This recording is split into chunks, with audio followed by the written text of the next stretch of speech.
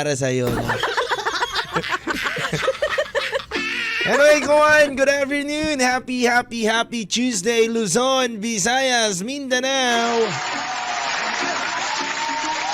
Metro at Mega Manila. Sa lahat ng mga nakatutok sa atin ngayon, happy Tuesday. Ngayong Martes, mga kawan, labas ang mga Marites. Labas-labas din, no? Para magparamdam naman kayo. Galaw nyo yung baso. No? Umpisahan natin ang ating panangalian ng masayang kwentuhan, hugutan at kulitan, mga kawan, ha? Araw-araw tayo makipaghugutan, no? Alam ko marami tayong mga hugot at kanya-kanyang hugot sa buhay, mga punchline sa buhay, kawan. No? Alam nyo, kawan, ha? Naniniwala ko na ang mga Pinoy masyadong mataas ang nananalaytay na dugo pagdating sa humor, no? Maraming Pinoy na may humor, kawan, no? Talagang magaling tayo in terms of pagbitaw ng mga punchline sa mga kalokohan. Ako, ang dami nating alam dyan. Tanungin mo yung mister mo, marami ka bang kalokohan?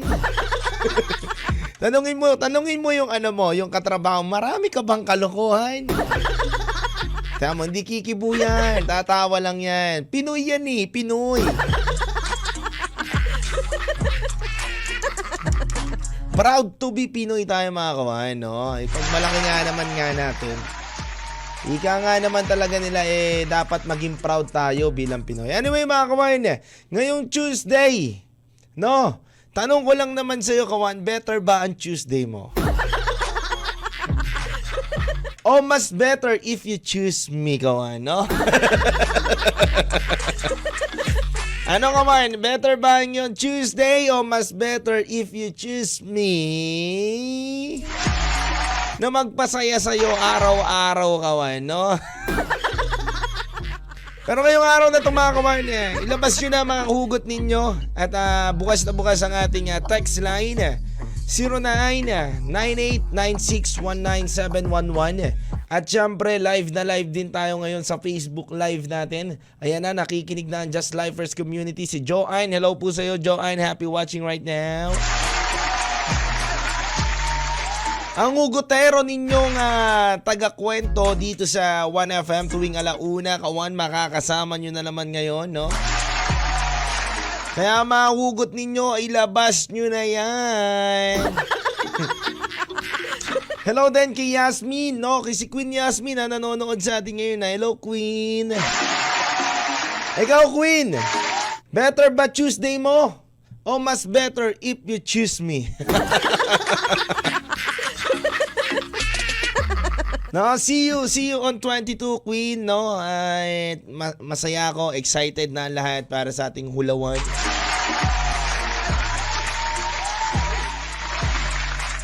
And syempre, mga kawan, hello rin sa lahat ng mga nanonood ngayon sa iba't ibang lugar from Tarlac, Tacloban, Butuan, Surigao, Lucena, Puerto Princesa, Baler, Legazpi at San Vicente, Palawan, no, mga kawan? At syempre, gusto ko lang palang batiin ang happy birthday ang ating isa sa mga DJ, no? Na napakahusay, napakagaling din na si Mama Bea. Hello po sa iyo, Mama Bea. Happy birthday. From Lucena po yan. Binabati ko lang po si Mama Bea po ng Lucena. Hello po sa iyo, Mama Bea. Happy birthday po. Sana naman magpadala ka naman pansit dito sa Maynila. Sana pinasabay mo kay Xavier. Hello rin, no? Hello rin kay Queen, no? After mo dyan, pahinga na agad, no? Wow, na-sweet naman ito ni Queen, ha? Laga to si Queen, maasikaso, no? Hello rin, pa-request ako, idol. Tara, by Lyrical Lahasla. Sige po, walang problema yan, idol, ha? Wait mo lang po, ha? Pakilala ka muna kung sino ka para malaman ko sino yung nagre-request. In-check yung ano mo, In-check yung pangalan mo dyan, Hindi ko alam kung sino yan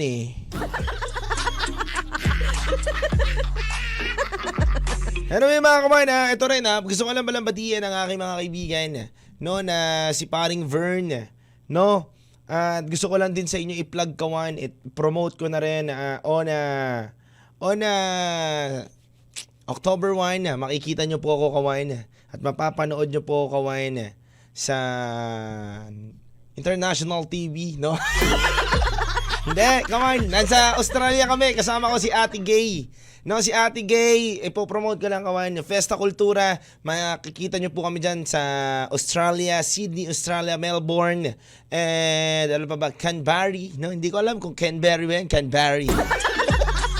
Basta yun na yun. Nasa Australia kami on October 1. At kasama ko po dyan si Ate Gay, si DJ Lunyo, Mikey Bustos. Si Mikey Bustos, yung idol ko na GMA artist po yan. And syempre, nag-iisang Lil Vinci, no? And hello rin kala Brother Jericho sa lahat po na nanonood ngayon sa atin dito. Happy watching right now. Hello rin po kala Queen Yasmin. Hello po sa inyo. Ayan, ano yung mga kawan, no? Ikaw ba kawan? Better ba ang Tuesday mo? Sa mga marites natin ngayong Martes, better ba ang Tuesday mo? Kung better ang Tuesday mo, ano ba ang hugot mo ngayong araw na to? I-drop mo lang dyan sa comment section natin mga kawan. Lil Vinci, my chinito boy. Kwento 1 sa 1FM.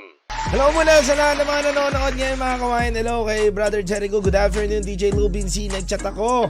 Pa-shoutout kay Kuya Jason, no? Pa-play po idol DJ Lil Vinci na magandang dilag na song. Hello rin po kay Grace Camiler Apolinaria is watching with you, Bulacan. God bless you. Hello po sa inyo sa lahat ng mga nakikinig na happy watching.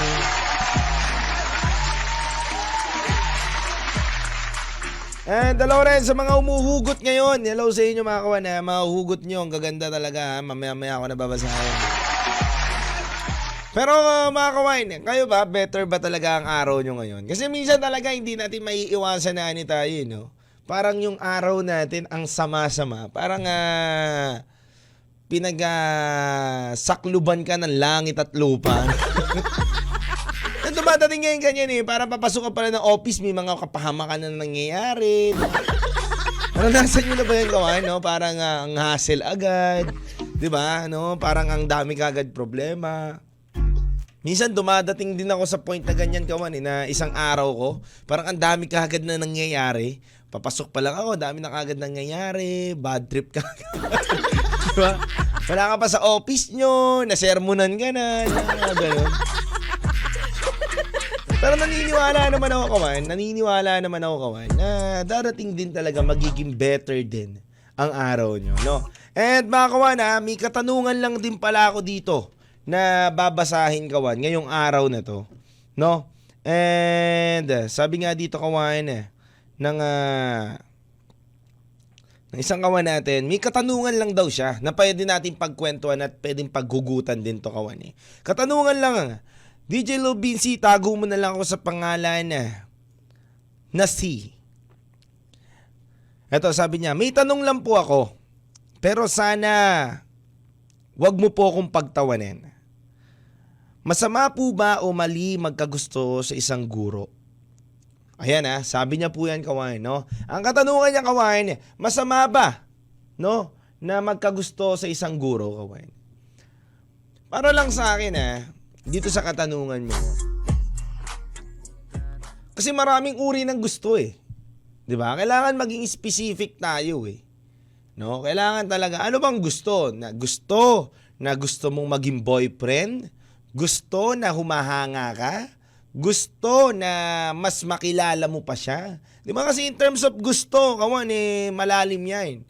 Kailangan talaga maging malinaw sa atin. Pero kung gusto mo na maging kayo ng guro mo, 'di ba? Siguro bilang estudyante at guro ay hindi maaari, lalo na kung estudyante ka niya, 'di ba? Siguro mahirap 'yon. Mahirap 'yon at mali 'yon kawan kung sakali, 'di ba? Na magkagustuhan kayo ng sarili mong guro. But kung gusto mo lang at humahanga ka lang sa kanya, diba? May mga ganyan eh. Kahit sino naman eh. Kahit din naman ako dati, nagandahan din ako dati sa mga teacher ko, diba? Pero hindi ko ginusto na maging kami. Diba? Parang, wow, ang ganda naman ng teacher ko. Gusto ko lagi nakikita teacher ko kasi ang ganda niya. Gusto ko lagi pumapasok ako. Diba dati, mga prof ko. Diba yung mga professor natin? Ay, may mga ganun eh. Diba ngayon, ang tanong, kawan, ano ba yung gusto mo, diba? Gusto mo lang ba siya? Diba? Gusto mo ba lagi siya nakikita? Gusto mo lang na nasisilayan mo siya? O gusto mo maging jowa siya, pero pag jowa mo siya, yun ang gusto mo, bilang sa guro mo, mahirap yan, kawan. Hindi pwede yan. Hindi uubra yan, kawan, no? Dahil unang-una, mali na may pagrelasyon ka sa iyong guro, no? And but may kakilala ko, kawan, ha? May kakilala ko, naging click sila.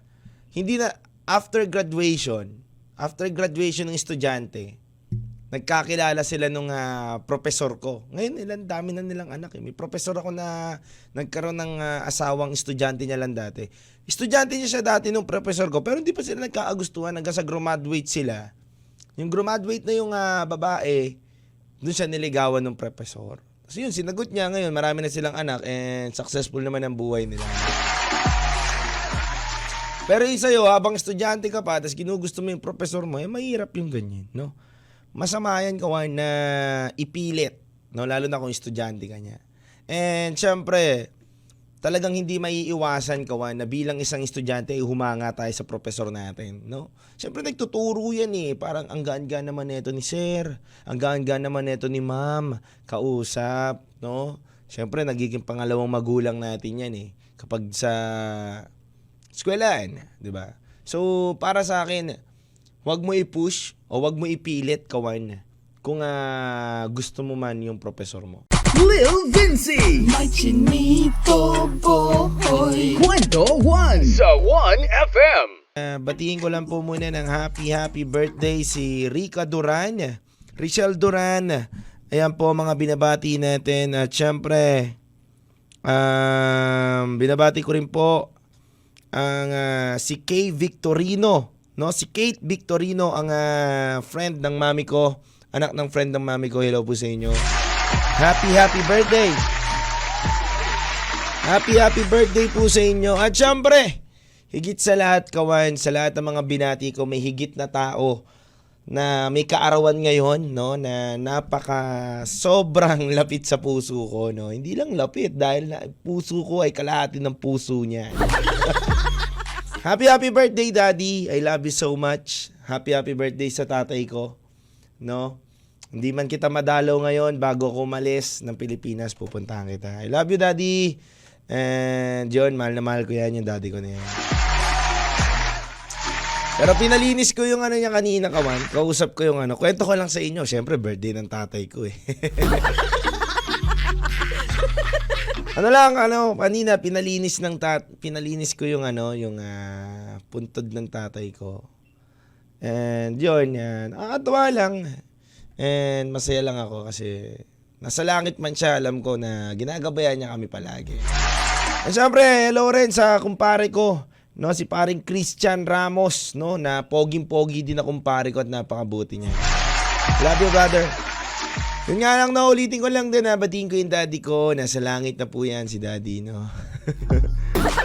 Ang aking mahal na tatay, no. I love you so much, daddy. Happy birthday. Birthday po niya, September 19. No, so, yun. Ano yung mga kawain, no? Dire-diretso nga tayo, no. Sabi nga dito na isang kawan natin, alam mo, DJ Lubinsi, better ang aking Tuesday. Dahil nga, yung mga report ko, at kailangan kong ayusin na ipasa ko na, kaya better na better talaga ang aking Tuesday. Pero mas better kung ikaw ang pipiliin ko.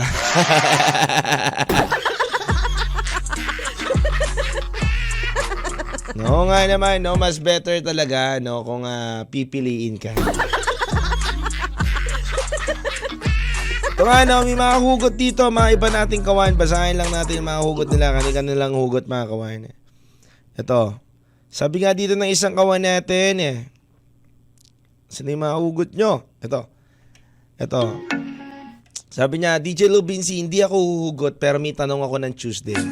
Kaya mo ba magbigay ng second chance kahit sobrang nasaktan ka na?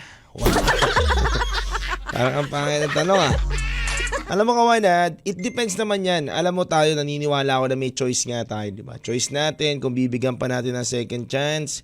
Yung tao, choice natin kung nasa sa atin yun kawan. Nasa sa atin yun kawan kung bibigyan pa natin, di ba, ng second chance yung isang tao. Kung papasukin pa natin ulit siya sa buhay natin, nasa sa atin yun, no? Kung wala na at hindi mo na talaga siya gusto, di wag mo na bigyan, no, ng second chance. Pero kung gusto mo pa at masaya ka, bigyan mo ng second chance yung tao na yan, no? At syempre mga kawan, wag pa rin kayo mawawala, dire-diretso pa rin ang ating kwentuhan dito sa 1FM. Anyway mga kawan, sabi nga dito ng isa pang kawan natin, no? Teka lang. Ito, babasahin natin, isa-isahin natin yung pagbabasa niyan.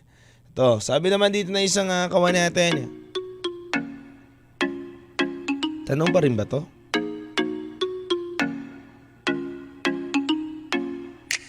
Ito, DJ Lou Vinci.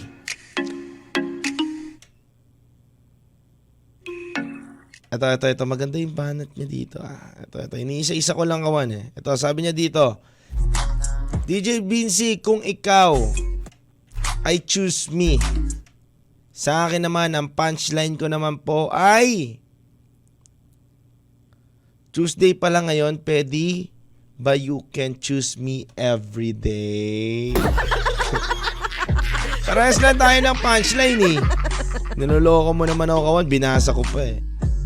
No? Ito pa mga kawan, sabi naman dito.